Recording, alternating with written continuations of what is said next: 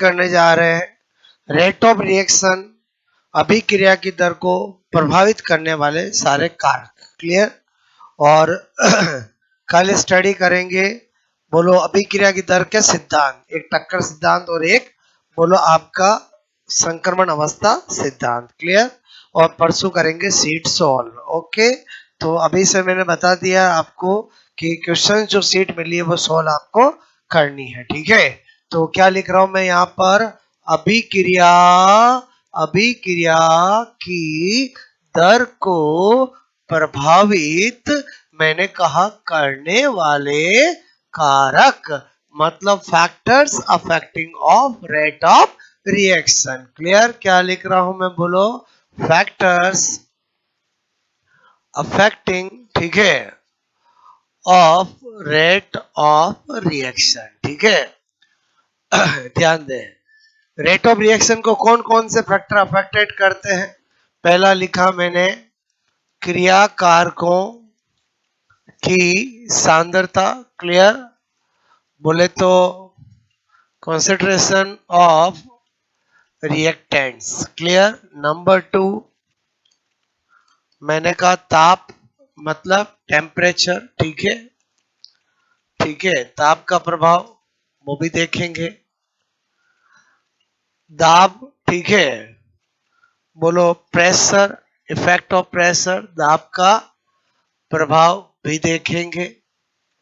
Number 4 उत्प्रेरक, ठीक है, बोलो का प्रभाव, इफेक्ट ऑफ, ठीक है, कैटलिस्ट। ओके, और मैंने कहा यहाँ पर विकिरण, ठीक है, का प्रभाव बहुत सारी फोटोकेमिकल रिएक्शंस होती है, तो वो बोलो सनलाइट की प्रेजेंस में, विकिरण की प्रेजेंस में ही फास्ट होती है। ठीक है, तो क्या लिखा मैंने आपको, इफेक्ट ऑफ रेडिएशन। ठीक है, तो ये पांचों हमें स्टडी करना है। बात समझ में आया बोलो?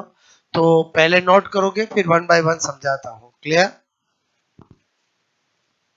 क्या टाइटल पढ़ने जा रहे हैं, अभिक्रिया की दर को प्रभावित करने वाले कारक।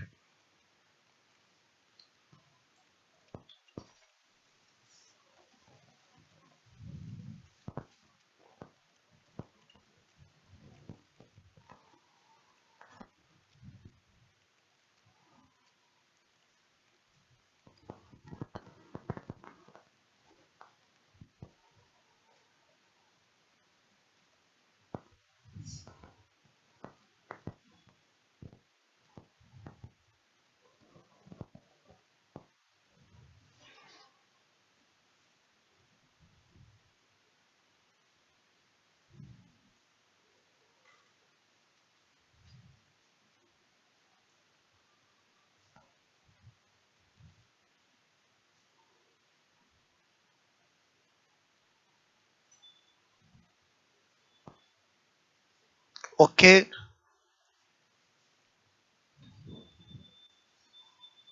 effect of temperature, effect of pressure, effect of catalyst and effect of radiation and concentration of reactant। ठीक है, थ्योरेटिकल क्वेश्चन आ जाते हैं, एक एक को समझते हैं।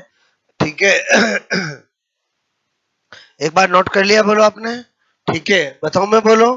ओके, तो पहला देखोगे यहाँ पर मैंने लिखा क्रिया कारकों बोलो की सांद्रता। ठीक है, कॉन्सेंट्रेशन ऑफ रिएक्टेंट। ठीक है, तो अगर मैं जनरल बात करूं तो जनरल बात यह है कि रेट ऑफ रिएक्शन, ठीक है, बोलो उसी को प्रभावित करने वाले कारकों की बात कर रहा हूं। रेट ऑफ रिएक्शन मतलब अभिक्रिया की दर जो होती है वो डायरेक्टली प्रोपोर्शनल होती है किसके, एक्टिव मास, ठीक है, ऑफ रिएक्टेंट। क्लियर? बोलो किसके, बोलो डायरेक्टली प्रोपोर्शनल होती है क्रियाकार को बोलो के सक्रिय द्रव्यमान के। ठीक है, और सक्रिय द्रव्यमान होता क्या है, मोलर कॉन्सेंट्रेशन। क्लियर? तो इसका मतलब हुआ मैं जब इसको देखता हूं तो मुझे पता चलता है, ये जब मैंने आपको बताया तो इसको देख के पता चल रहा है, यदि इफ अगर मैं आपसे कहूं क्रियाकार को बोलो कि सांद्रता, ठीक है, मतलब कॉन्सेंट्रेशन ऑफ, अगर मैं रिएक्टेंट्स, ठीक है, को क्या करता हूं, इंक्रीज करता हूं, तो डेफिनेटली रेट जो है, दर है, वो भी क्या होगी, इंक्रीज होगी। बात समझ में है? अगर मुझे कहा जाए कि एक रिएक्शन में रिएक्टेंट की कॉन्सेंट्रेशन को इंक्रीज किया, बताओ रेट इंक्रीज होगी डिक्रीज होगी, वही रहेगी, तो हमारा हमारा आंसर होगा इंक्रीज होगी। बस एक बात ध्यान रखना, ऐसी बात एक्सेप्ट किसको छोड़कर, जीरो ऑर्डर रिएक्शन, क्लियर, इसको छोड़कर, क्यों, क्योंकि जीरो ऑर्डर के अंदर रेट जो होती है वो आपका इस पे डिपेंड नहीं करती है। अगर वही सेम क्वेश्चन जीरो ऑर्डर अगर लिखा हुआ हो तो नो चेंज आंसर होगा, बाकी किसी का भी पूछा जाए हमेशा इंक्रीज होगी। तो ये बात क्या हो गई हमारे लिए, वेरी इंपॉर्टेंट हो गई। बात समझ में आए, बोलो क्या बोल रहा हूं, मेरी बात को समझना। जनरल बात पूछे, concentration of reactant increase, rate change in rate, increase decrease remaining no change, ऐसा दे दे, तब तो क्या बोलूंगा, इंक्रीज। लेकिन मुझे बोल दे जीरो ऑर्डर के लिए डाल दे कंडीशन, तब तो क्या बोलूंगा, नो चेंज। बात समझ में आए? बाकी तो कोई से भी ऑर्डर होगा, 1 आए, 2 आए, 3 आए, 4 आए, इसको बढ़ाऊंगा तो इंक्रीज ही होगी। अरे समझे समझे, बोलो क्लियर। तो पहले बताओ, पहला वाला समझ में आया, बोलो। मैं आपको सारे फैक्टर वैसे ही पढ़ाऊंगा जैसे एग्जाम में आता है। बोलो बात समझ, ऑब्जेक्टिव एग्जाम है तो माना ये थ्योरेटिकल कंटेंट है, बोलो ये क्या है, थ्योरेटिकल कंटेंट है, बट इसमें भी हमें वही व्यू बनाना पड़ेगा, वही नजरिया जैसे एग्जाम में पूछा जाता। पहला फैक्टर समझ में आया कि नहीं आया, बोलो क्लियर, ओके। तो आप पहला नोट करोगे, फिर दूसरा समझाता हूं।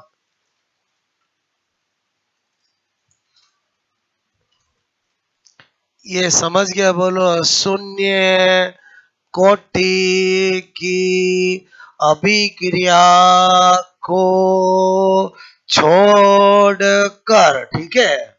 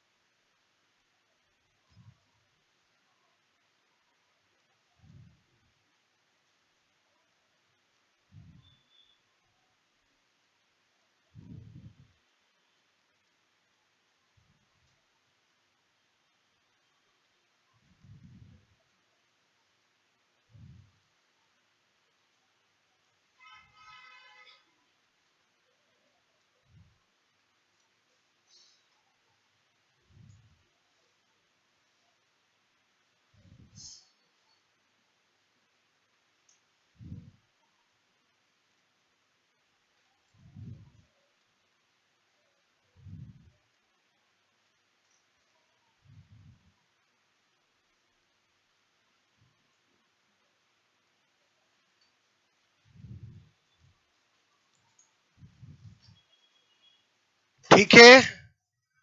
दूसरा फैक्टर बताओ, मैं बोलो, पहला फैक्टर समझ में आया, बोलो आपको, ओके, हटा दो ये।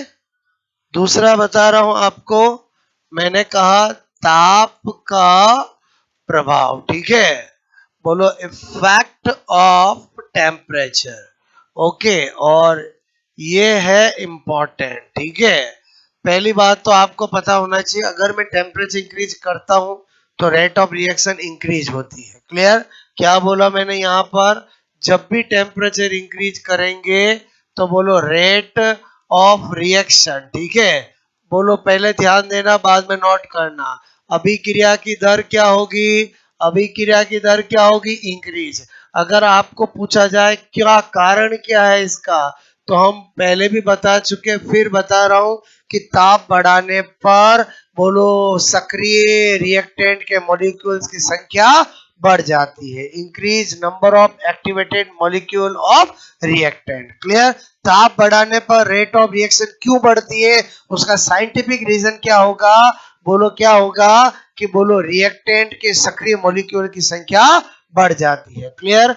मैंने कहा सक्रिय बोलो क्रियाकारकों, बोलो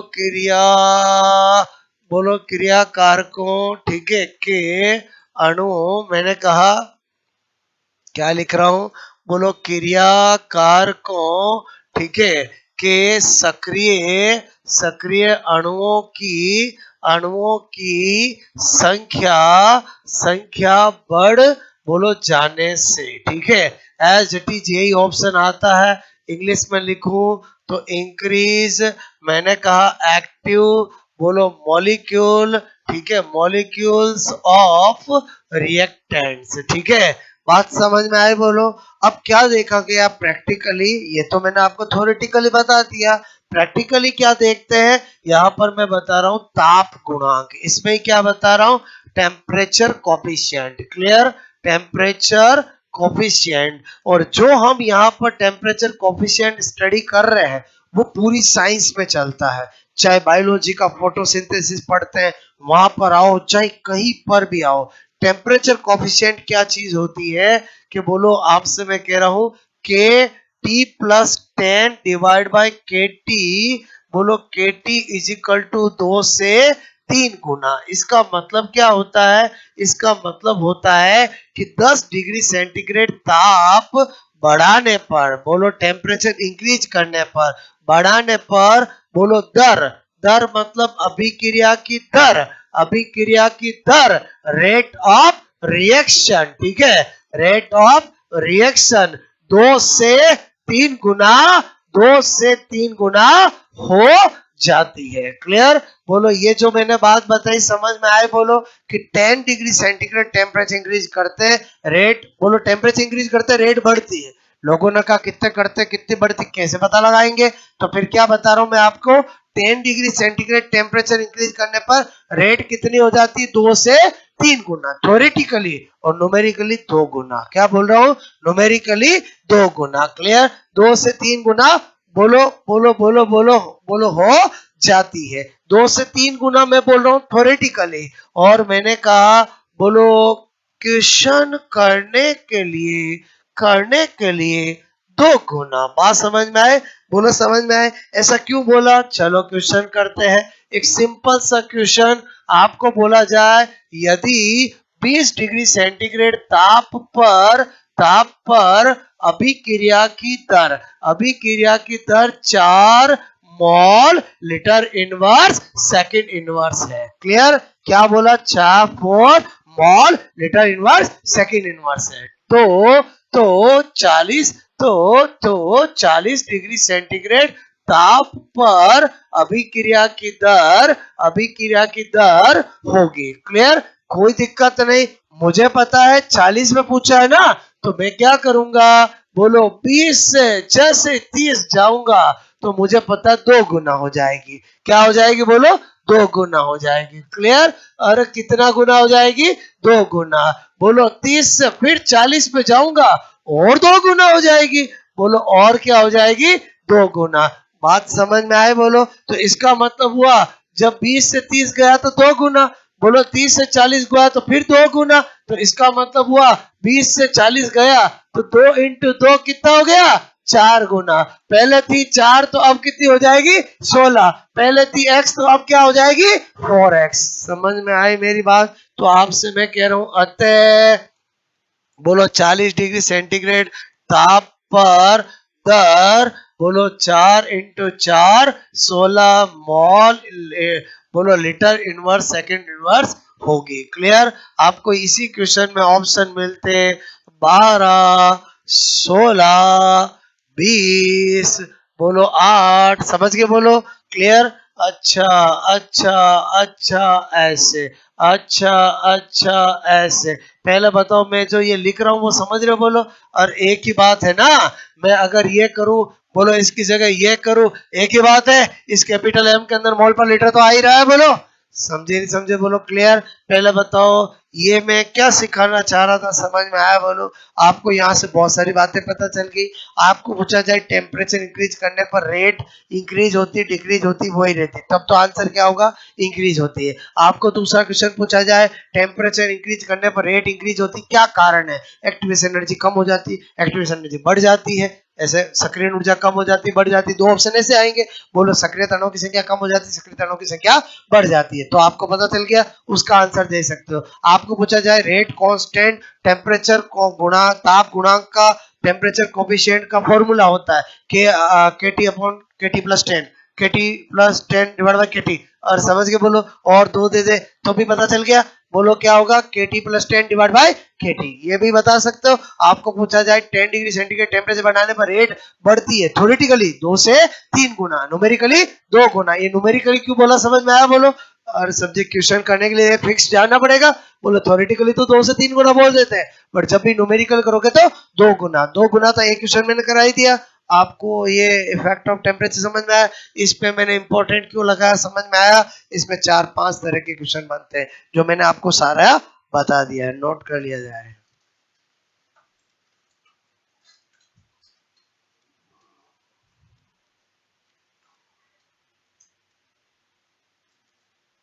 दो से तीन गुना मतलब 2 to 3 टाइम्स, समझ गए बोलो।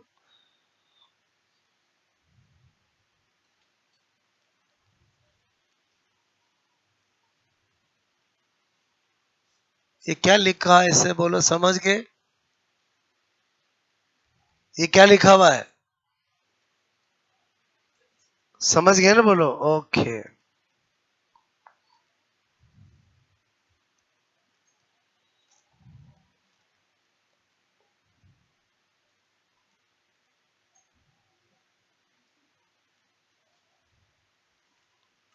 कोई ये तो नहीं सोच रहा सर स्पेलिंग खा जाते हैं, ऐसा नहीं है, ऐसे लिखा जाता है, ठीक है।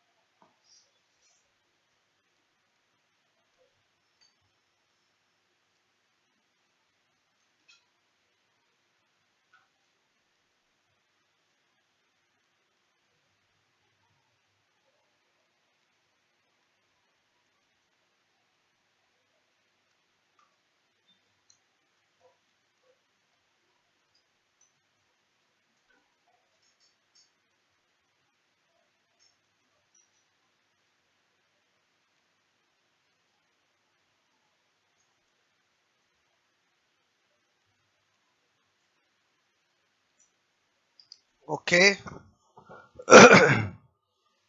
पहले बताओ ये समझ में आया बोलो आप।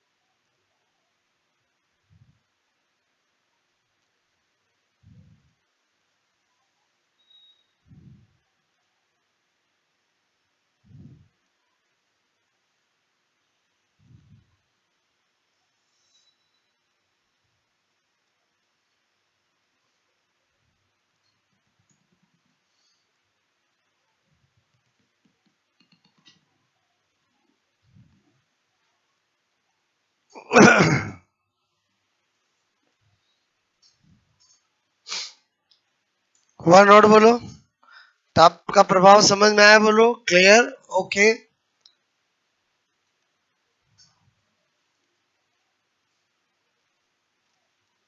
तीसरा बताओ मैं बोलो, पहले बताओ ताप का प्रभाव समझ में आया बोलो।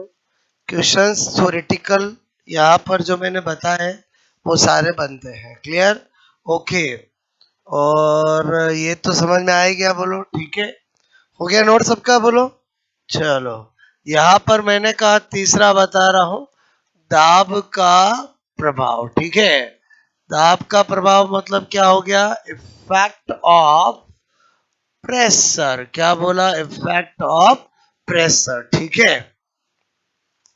क्या बोल रहा हूं यहां पर, मैंने कहा दाब, ठीक है, ध्यान देना, दाब बढ़ाने पर, ठीक है, बढ़ाने पर, प्रेशर इंक्रीज करने पर, ठीक है, मैंने कहा दाब बढ़ाने पर अभिक्रिया अधिक मोल, ठीक है, अधिक मोल से कम मोल, ठीक है, की ओर जाती है, ठीक है, जाती है। बोलो मैंने क्या बोला, इसी को अगर इंग्लिश में बोलो तो इफ प्रेशर, ठीक है, प्रेशर इंक्रीज, ओके, तो मैंने कहा रिएक्शन मूव हाई, ठीक है, मोल टू लो मोल, ठीक है, ये मैंने लिखा है, जो ऊपर लिखा है वही यहाँ नीचे लिखा है। अब आप इमेजिन करो, अगर मैं आपको कहूं A+2B, क्लियर, और यहां पर लिखूं मैं बोलो 3C, और मैं बोलूं प्रेशर इंक्रीज करो, बताओ रेट इंक्रीज होगी कि डिक्रीज होगी, आपको के सर इंक्रीज ही होगी, बोलो क्लियर, और होगी कि नहीं होगी, बोलो क्लियर। अच्छा, सपोजेड मैं आपसे कहूं कि बोलो A+B और यहाँ पर 3C+D, और मैं कहूं प्रेशर इंक्रीज करो, रेट इंक्रीज होगी कि डिक्रीज होगी, आप कहोगे डिक्रीज होगी, समझ में आया बोलो, क्योंकि प्रेशर बढ़ाने पर रिएक्शन हाई मोल से लो मोल जाती है, तो इधर जा रही थी और तेजी से जाएगी और इधर धीरे धीरे हो जाएगी। और समझे नहीं समझे बोलो, पहले बताओ दाब का प्रभाव समझ में आया बोलो, आपको नोट कर लिया जाए।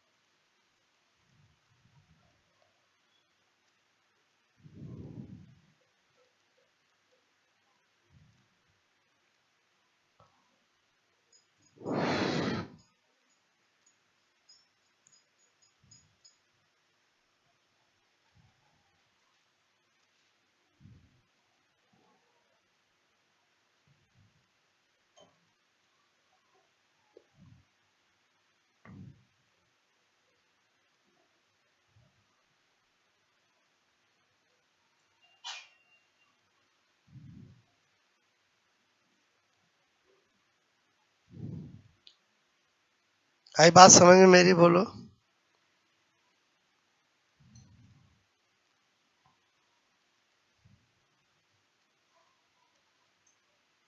ठीक है, जो ये लिखा वही यहाँ पर लिखा, बात समझ में है। अब कोई के सर मुझे तो पता ही नहीं चलता मॉल किधर ज्यादा किधर कम, इधर एक और दो कितने, तीन, और इधर कितना, एक, इधर एक और एक दो, और इधर कितने, चार, और समझे नहीं समझे बोलो क्लियर।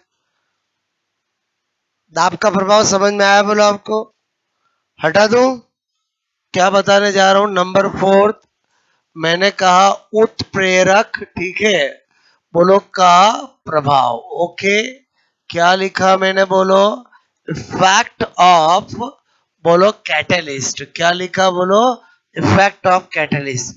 अब आपको पता होना चाहिए कैटलिस्ट ऐसा केमिकल होता है जिसकी प्रेजेंस से रिएक्शन की रेट चेंज हो जाती है, इंक्रीज भी हो सकती है और डिक्रीज भी हो सकती है, वो डिपेंड करता है कैटलिस्ट कैसा है, ठीक है। तो मैंने कहा उत्प्रेरक, उत्प्रेरक, ठीक है, बोलो उत्प्रेरक, मैंने कहा उत्प्रेरक क्रियाकारकों, रिएक्टेंट्स, कि सक्रियण ऊर्जा activation energy activation energy activation energy energy में चेंज करके अभिक्रिया की दर को चेंज करता है। देखो एक ही चीज में दो चीज लिख दी, बात समझ में है कि बोलो कैटलिस्ट बोलो रेट को चेंज करता है, कैसे चेंज करता है बोलो, किस में चेंज करके बोलो, एक्टिवेशन एनर्जी में। क्लियर। अब मैंने कहा यहां पर यदि बोलो धनात्मक उत्प्रेरक पॉजिटिव कैटलिस्ट तो वो क्या करेगा बोलो, ईए को क्या करेगा कम और रेट को क्या करेगा इंक्रीज। बात समझ में आए बोलो। ये क्या है, ये क्या है, सक्रियण ऊर्जा। क्लियर। बोलो एक्टिवेशन एनर्जी। ठीक है। और यदि बोलो मैंने कहा ऋणात्मक उत्प्रेरक बोलो नेगेटिव कैटलिस्ट ओके, तो वो क्या करता है, ये को क्या करता है इंक्रीज, तो रेट को क्या करता है डिक्रीज। तो इसका मतलब हुआ खाली कैटलिस्ट की बात करेंगे तो इंक्रीज डिक्रीज दोनों ही हो सकते हैं, लेकिन अगर ये बोल दे तब तो मैं इंक्रीज बोलूंगा, ये बोल दे तब तो मैं डिक्रीज बोलूंगा। बात समझ में आए बोलो, नोट कर लिया जाए।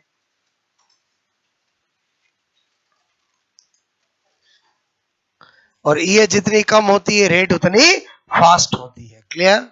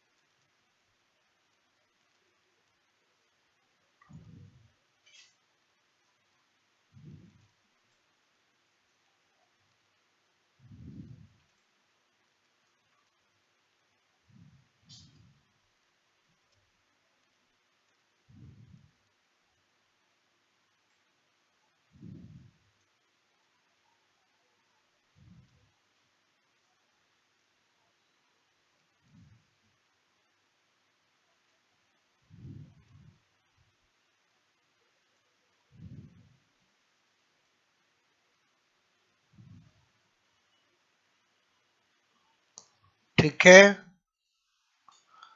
आ जाए नंबर 5 पे। फोर्थ भी समझ में आया बोलो आपको। ठीक है, हटा दूं।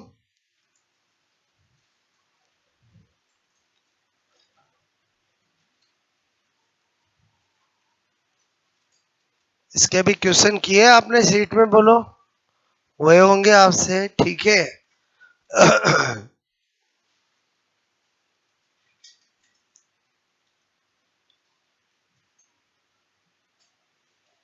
ओके। नंबर 5 मैंने कहा विकिरण, ठीक है, का प्रभाव। ठीक है। मैंने कहा इफेक्ट ऑफ रेडिएशन। ठीक है, इफेक्ट ऑफ रेडिएशन। और यहाँ पर हम क्या कह सकते हैं कि जो फोटो केमिकल रिएक्शन होती है, बोलो कौन सी रिएक्शन, फोटो केमिकल रिएक्शन, प्रकाश रासायनिक अभिक्रियाएं, वो विकिरण की उपस्थिति में फास्ट होती है। क्लियर। क्या लिख रहा हूं बोलो फोटो केमिकल रिएक्शन। ठीक है। फोटो केमिकल रिएक्शन मतलब हिंदी में क्या बोलूंगा, प्रकाश रासायनिक बोलो अभिक्रियाएं। ठीक है।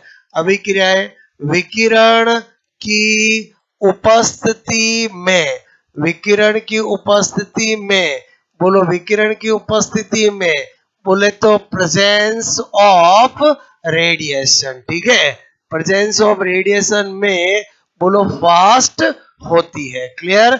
जैसे मुझे एग्जांपल देना हो तो मैं क्या दूंगा, इधर देखो, मैंने कहा H2 plus Cl2 presence of sunlight 2HCl। पहले बताओ ये रेडिएशन ही है बोलो।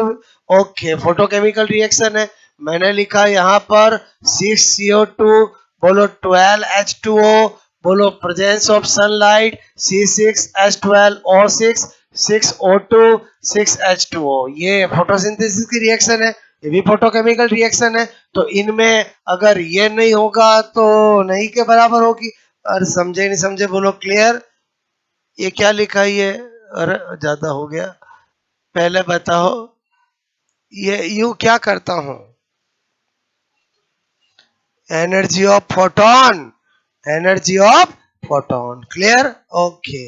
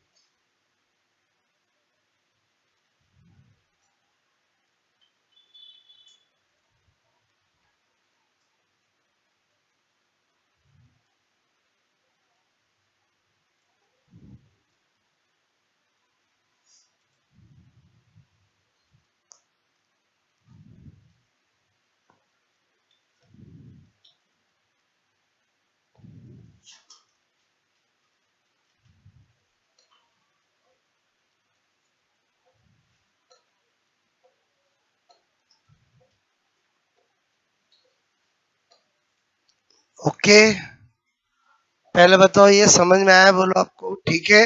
अच्छा, सारे फैक्टर हमने समझ लिए। अब मैं आपको बोलो इसी टॉपिक में एक वैरायटी ऑफ क्वेश्चन सिखा रहा हूँ। एक मैं कराऊंगा बताऊंगा, एक आपसे पूछूंगा, क्लियर।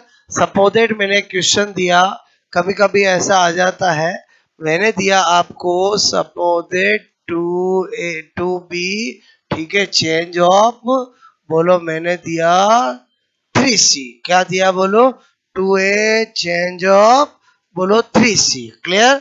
ओके, और 2A चेंज इन 3C बोलो, 2B change in 3C, 2B change in 3C। Okay, यदि आपको कहा जाए माइनस DAB अपॉन DT, बोलो आपको बोला K1 है, क्लियर। एंड माइनस बोलो प्लस DC अपॉन DT आपको बोला K2 है, क्लियर। ऐसा बोला, जब बोला आपको, क्लियर। तो K1 एंड K2 में बोलो निम्न में से संबंध संबंध रिलेशन बोलो होगा, क्लियर होगा। और आपको दिए जाते हैं ऑप्शन, कैसे ऑप्शन दिए जाते हैं, K1 बराबर K2, अच्छा। आपको दिया जाता है 2K1 बराबर 3K2, अच्छा। 3K1 बराबर 2K2, अच्छा। और एक ले लेते हैं none of these, clear. Suppose that आपको ऐसे ऑप्शन दिए जाते हैं, ठीक है। इनमें से इनमें से इनमें से कोई नहीं, क्लियर, कोई नहीं। तो ऐसे क्वेश्चन सेकंडों में कैसे करते हैं, ध्यान दो।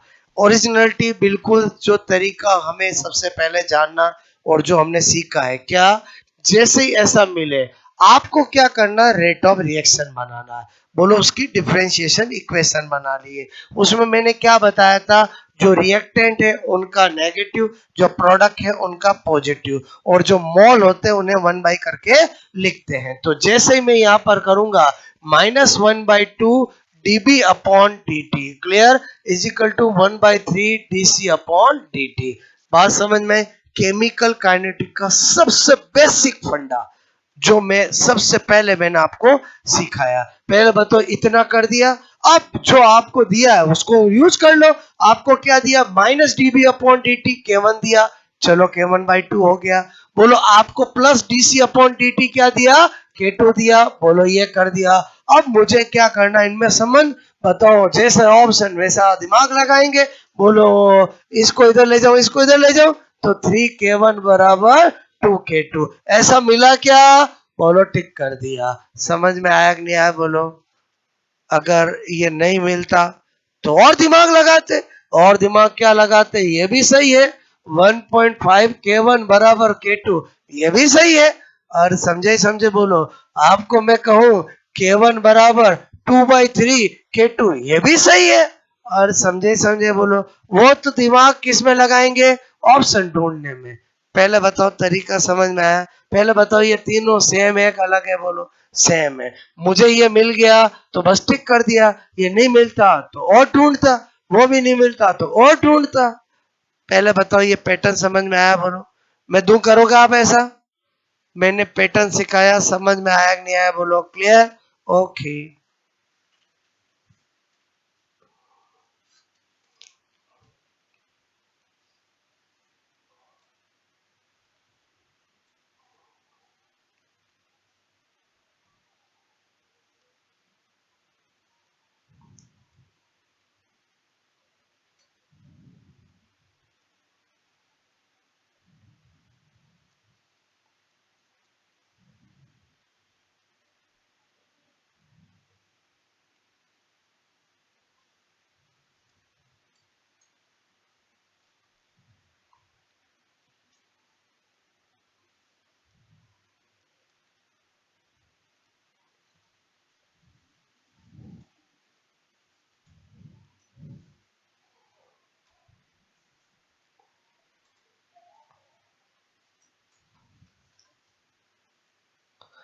यहाँ पर कोई रिएक्शन हो, हाइपोथेटिकल हो, तरीका यही रहेगा। क्लियर? ये तीन तीन लिखे समझ में आया आपको, बताने के लिए कि ये नहीं तो ये नहीं तो ये नहीं तो जैसा आपको ठीक है।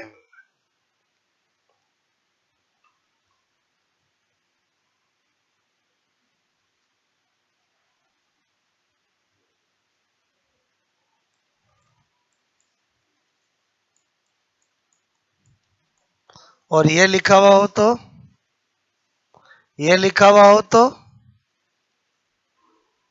समझ गए नहीं समझ गए, वो कैसा ही दिमाग लगा सकता है एग्जामिनर।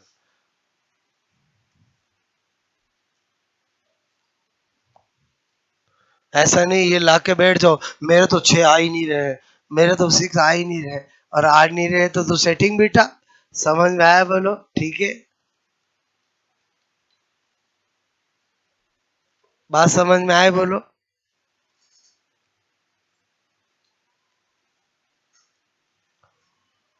एक मैं आपको दे रहा हूं, आप करना, बोलो। क्लियर?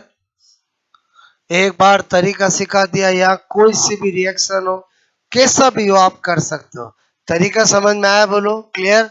क्या करना है, रेट ऑफ रिएक्शन की डिफरेंशिएशन इक्वेशन बनानी है, दी गई इंफॉर्मेशन को रखना है, और फिर बोलो ऑप्शन को हेल्प लेना है। क्लियर? जरूरी नहीं है कि एक बार में जो आप निकालोगे वही ऑप्शन मिलेंगे, मिल भी सकते, नहीं भी मिले तो ढूंढना आना चाहिए। ये चारों मैंने जो लिखे हैं वो चारों ही सही है, क्योंकि इसमें मैंने बोलो इधर 2 ले गया तो 1.5 आ गया, इधर 3 लाया तो ये कर दिया, बोलो, और 2 को दोनों से मल्टीप्लाई कर दिया, दिया 6 हो गया, और यहाँ 4 हो गया। ठीक है? 2 में करोगे पक्का? ओके। नंबर 2, ठीक है।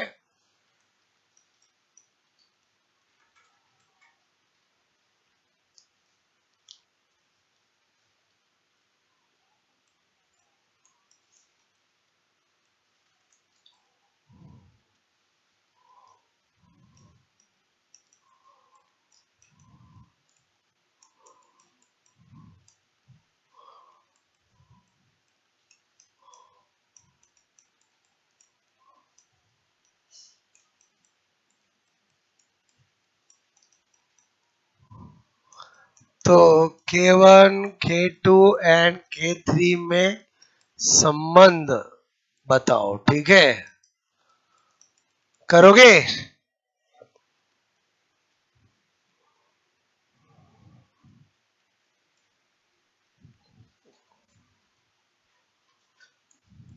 A B C D।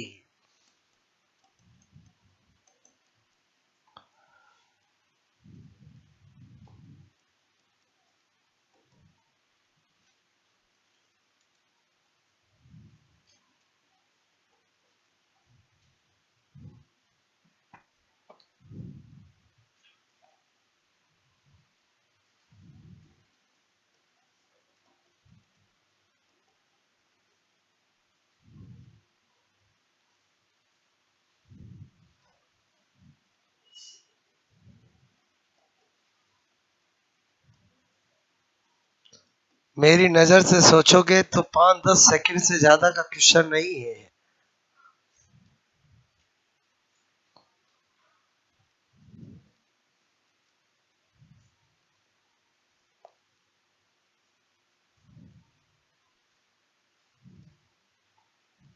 जैसा बताया वैसा करो, आंसर आपके सामने होगा। अवकलन समीकरण बनानी है, रेट ऑफ रिएक्शन की डिफरेंशिएशन इक्वेशन बनानी है।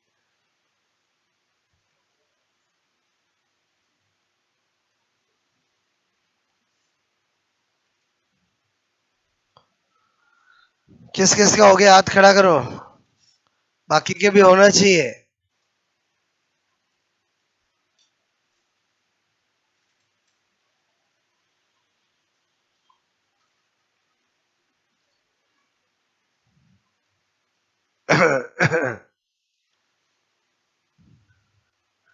बहुत सारों को बी भी आ रहा है, कोई बात नहीं, देखते हैं। ए किस किस का आ रहा है? पक्का तुक्केबाज। ए किसी का आ रहा है? नहीं। बी आ रहा है तो हाथ खड़े करो। ओके। सी, डी, बाकी का डी मानूंगा। ओके, इधर ध्यान देना। पहले बताओ, एकदम सिंपल, इधर ध्यान देना। बोलो इसका करना अवकलन समीकरण, d A upon d t is equal to क्या करूंगा, -1/2 dB upon d t is equal to +1/3 dC upon d t. ये कर दिया मैंने। अब मैंने कहा यार ऐसा बोलो, मैंने को जो गिवन इंफॉर्मेशन रख दूं। Minus d upon d t का क्या दे रखा है, K1। Minus d B upon d t का क्या दे रखा है, K2। बोलो plus d C upon d t का क्या दे रखा है, K3। अब मैंने कहा यार ऐसा तो मुझे मिल ही नहीं रहा है, तो तीनों बराबर है, तो किसी भी संख्या से मल्टीप्लाई किसी भी संख्या से डिवाइड कर सकता हूँ। ऑप्शन 6 करूंगा। तो मैंने कहा यार ये दोनों कब हट सकते हैं, जब मैं 6 से मल्टीप्लाई कर दूं। तो 6 से मल्टीप्लाई करूंगा, इस पूरे को 6 से मल्टीप्लाई करूंगा, तो यहाँ 6K1 आएगा, तो यहाँ पर 3K2 आएगा, और यहाँ पर 2K3 आएगा। समझ में आया बोला आपको? ओके, आया समझ? बोलो पहले बताओ, इस पूरे को किसी भी सेम संख्या से मल्टीप्लाई या डिवाइड किया जा सकता है, ठीक है? आया कि नहीं आया समझ? बोलो।